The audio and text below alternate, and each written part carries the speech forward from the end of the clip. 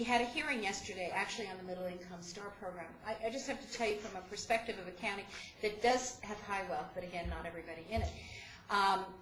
We don't get a lot of school aid. And so when the First Star came along, which I agreed should have had a cap then if we think back on it, but when it came along, it was extremely helpful for a county like ours because we didn't get school aid, so we got some money through Star. It really helped a lot of people, and the Enhanced Star really helped the senior citizens. I personally like the way the Middle Income Star rebate has structured itself with targeting your income, and that probably would have been a better way to go originally. There has been, it's so interesting, it's been a day that's, yesterday everybody talked about circuit breakers. That hadn't happened for a while. You know, we've had the bill in, we've been doing some hearings and so on a lot of different things. And I personally think the circuit breaker program, which may have a negative effect on my communities, you know, I don't know, we haven't played out the numbers, but I think it's equitable and fair because it really addresses, you know, we have circuit breaker now, it's $18,000. Basically renters take advantage of it. Maybe they get $100 on average with our program now. So it really isn't very, it's helping about, you know, 250,000 people in the state of New York, but it's not really very substantive. So it either has to grow that way or put a whole new one in that relates to how much an individual is spending on their property taxes and relationship to their income, and then having the state come in and pick up a certain percentage of that as a tax credit, an income tax credit. So you wouldn't get a check, you wouldn't get a rebate check, we wouldn't have to do all of our review of properties and who the owners are and so on. It would all be based on your income tax forms and what you've submitted, and it might be the clearest way, it might be the most appropriate way to address it, and a lot of other states do have the circuit breaker.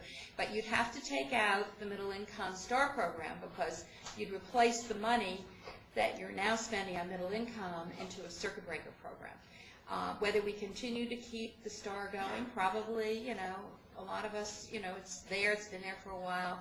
You know, that may be harder to take away, so maybe the rebate is the best thing to take away next year before we really get to liking it too much, and you know, have that happen. So you know, I think that's a good program. I'm amazed, you know, that in my house I can't even get a blue ribbon commission to look at how we fund our schools going. It is amazing. The Senate has passed it. They're willing to look at it. Our house, I don't know where the teachers are and all this, but we're just not able to even sit down and evaluate what we could do. And maybe we'll say the property tax, the way we're doing it is right. Maybe we'll say we don't like the Massachusetts model, although I think that's a pretty good model when you find out that the students in Massachusetts are the highest in math and science accomplishment. Isn't that our goal? So here they keep the taxes low and they can get achievement level. And, you know, maybe the consistency of the state students are a lot different. I don't really think they are. So I really think we do have to look at that model, and it's so close. But what I'm trying, another component part that I'm trying to do as real property tax chair is try to get a little bit more equity in how we tax. And that's not cutting taxes, but that's how we tax. And I found out very quickly that, fortunately, Tom, you're in Nassau, so you had to go to reassessment. We didn't in Westchester, and they didn't in Suffolk. And you have two major counties in the state of New York that hasn't reassessed for dozens and dozens and dozens of years. So everything is kind of out of whack. You could say the equalization rate maybe puts everything in perspective. I'm not really sure that it does. So when you look at the state of New York, we have such inequities. What we need to do is have periodic reassessment of properties, and probably every 5 years is probably a good thing to do. We should really look at countywide assessment because in our school districts, many of mine have several municipalities within that school district, and the assessors are looking at things differently, assessing at different rates. Again, there's an equity.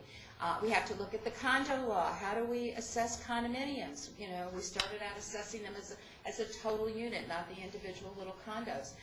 We have to look at how much they're being sold for, and they're paying less. They're paying sometimes a third less than the value of their properties. It makes no sense. You have a condo that's looking over the Hudson River paying the same amount as the other side looking over the railroad track. I mean, you know, we really have to look at how we've been funding this. We have a lot of not-for-profits. We have all these little bills in Albany giving not-for-profits. If you know the legislator and they put the bill in, then, you know, you will get maybe for a not-for-profit, you know, go back 3-4 years or whatever and get some money back. You know, all of these things, I mean, we really have to look at fairness too, and then look at how do we, you know, cut our costs. So I'm for state taking over the Medicaid program. I always was as a county. I think we could get rid of county government. I don't know what Tom will say.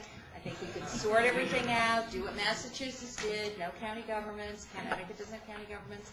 We can have consolidated school districts. I taught in Virginia in a countywide school district. It was a good system. You know, we probably won't do countywide, but we've got to do consolidation and sharing of services. So, my thoughts.